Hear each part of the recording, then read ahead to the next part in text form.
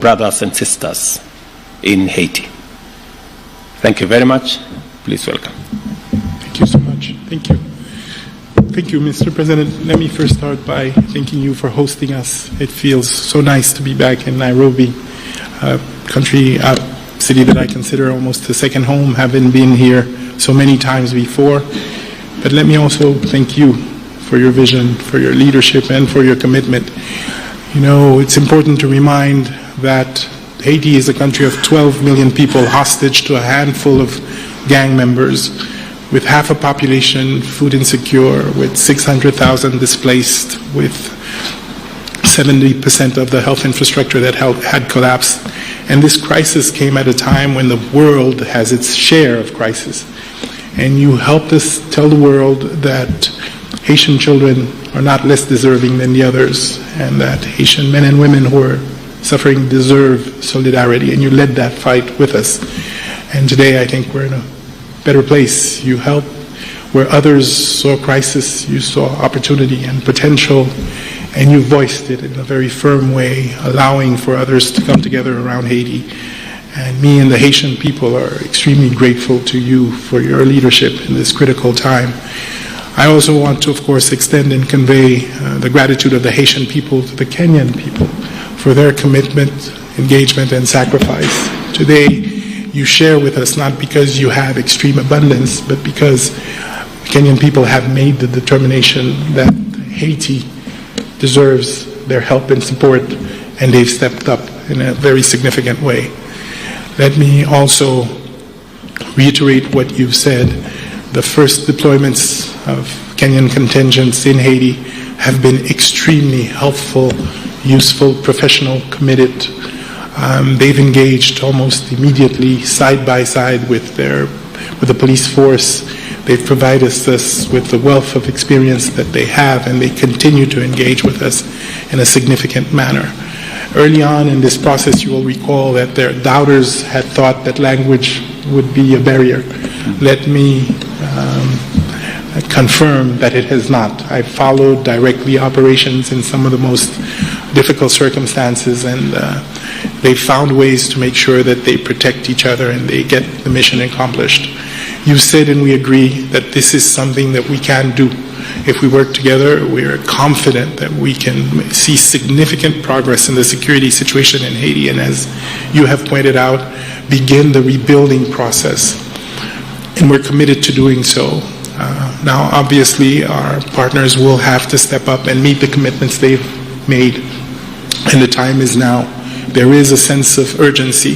The progress that we're seeing is contingent on us continuing to provide the Haitian people with the relief that is desperately needed. And of course, that will only happen if the many commitments that were made by the international community actually materialize. So I'm also here to make a plea to our friends from other countries to come back to the commitments they've made, and to ensure that as urgently as possible, they're able to make sure that the mission is fully funded. They're able to make sure that the police force and the contingent from Kenya have the resources they need to be able to be fully operational, and that already we're looking at the consolidation and the early recovery and the investments that are necessary to rebuild the schools, the health institutions that will sustain whatever progress we made.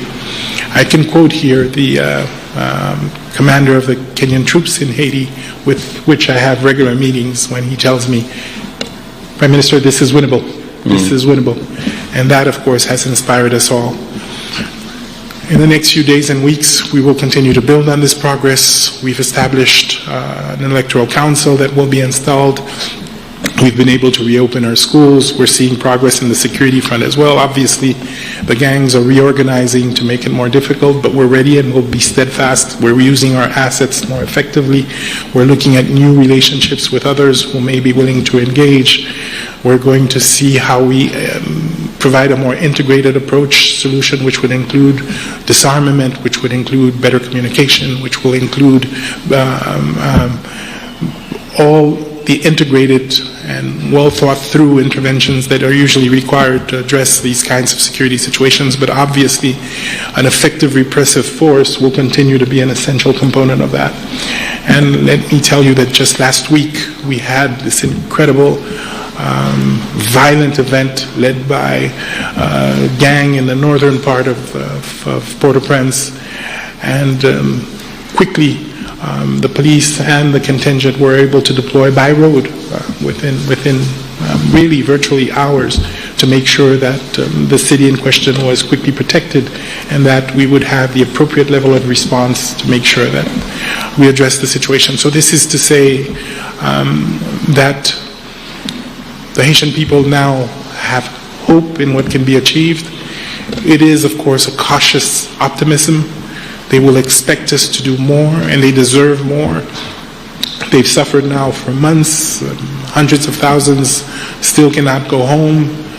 The infrastructure needs to be rebuilt very quickly, but they trust that the government and its partners are doing the right things, and of course, with the presence of the force, they can start to see a light at the end of the tunnel, and that I think we need to build on as quickly as possible. So again, thank you, Excellency, and please do convey through you our gratitude to the Kenyan people for that act of solidarity, and I can tell you that it will not be lost. Thank you very much.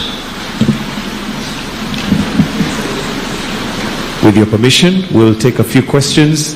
Members of the press, if we may start with your name, the media house you represent, and then let's stick to one question so that we may open up for more. We'll start with Joy from Al Jazeera, then we'll follow suit. Joy from Al Jazeera. Thank you very much, Prime Minister and Your Excellency President Ruto. Our question is in regards to the latest attack and what has been done to safeguard the Kenyan officials who are assisting in the mission. And question number two is, it's actually an opinion where I feel like the partners, international partners, have delayed the funds and there's fear that the mission could be stalling. Is that correct to assume?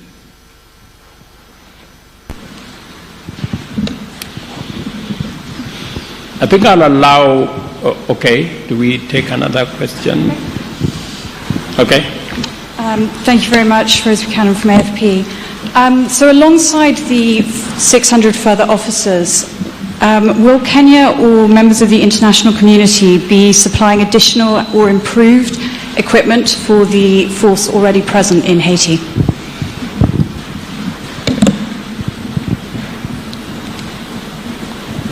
Okay, you can take those ones first, or thank you very much. I think I will allow Prime Minister to respond to the first question because he has the latest information on the attack that, and as you've heard him